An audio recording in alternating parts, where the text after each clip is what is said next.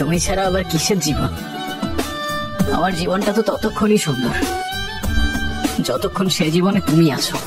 Couple blogger, couple blogger, couple blogger, I hate couple blogger. হালাই মানুষের চুদাই না কাপল blogger. আর এই খাঙ্কির গুলা তো নতুন নতুন কাপল ব্লগার শুরু করছে। এটা এখন কেউ খাইতে পারে না। যদি কেউ খাইতে চাও অবশ্যই কমেন্টে বলে যাবেন। আর ভাই এটা একদম সঠিক কথা, কারণ তাদের কামই হচ্ছে বউ ব্যবসা করে খাওয়া। তুমি আমার সেই চাঁদ যার পাশে আমি অন্য কোনো তারাকে সহ্য করতে পারি না। বিশ্বাস করেন রাসেল ভাই, আজকালকার ছোট ছোট পোলাপান কাপল ব্লগার শুরু করে দিয়েছে, কারণ তাদের বউ ব্যবসা খেতে ভালো লাগে। আসসালামু আলাইকুম, কি খবর, কেমন আছেন সবাই? আজকের ভিডিওতে আমরা কাপল ব্লগার চুতমারানিকে নিয়ে কথা বলবো। চলুন বেশি কথা না বলে ভিডিওটা শুরু করা যাক।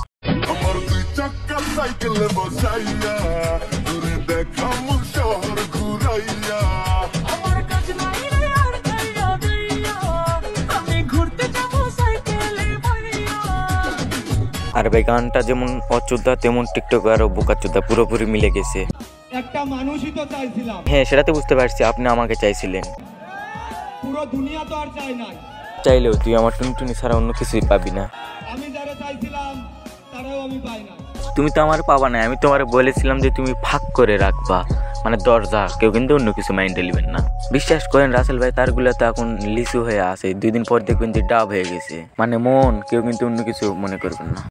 এক সময় অ্যালেক্স ভাই 2 মিলিয়ন আইডি ব্যান হইছে, এখন আবার আমার 2 মিলিয়ন আইডি ব্যান হইছে। ভাইয়া ব্যাপারটা কি বুঝতাছো? কপাল কিন্তু খুলে গেছে। এখন আছে অ্যালেক্স খারা, আমি ডিজনিক দিয়া দেবো কিন্তু ফরিতো লারা।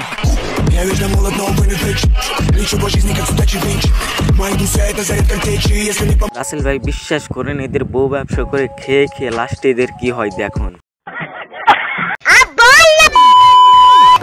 আমি আর কাপল ব্লগারদেরকে গালি দিয়ে আমার মুখ নষ্ট করতে চাইতেছি না। রাসেল ভাই আপনি 2-1টা গালি দিয়ে আসেন। কি হলো রাসেল ভাই, আপনি গালি দেন না কেন ভাই? গালি দেন। সাউয়ার পোলারা মাদার চোদ খানকির পোলা, তোর মায়ের চুদিরে বেশ্যা মাগরি পোলা, তুই কি করলি? থাক ভাই, কি আর গালি ভাই, কঠিন গালি ভাই, কঠিন গালি। থাক ভাই, আর আপনাকে আর গালি দিতে হবে না রাসেল ভাই।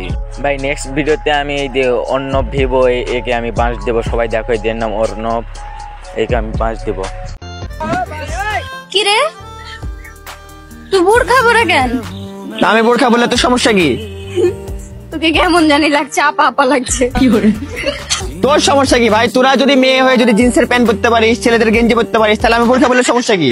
ও কোন আইনে লেখা আছে যে ছেলেদের বোরখা পরা যাবে না? ও আচ্ছা, ছেলে মেয়ে সমান অধিকার না? ও হ্যাঁ, ছেলে মেয়ে সমান অধিকার। তোরা যদি জিন্সের প্যান্ট পরতে পারিস, গেঞ্জি পরতে পারিস, আমিও বোরখা পরে ঘুরতে পারবো। হ্যাঁ অবশ্যই সুন্দর লাগছে।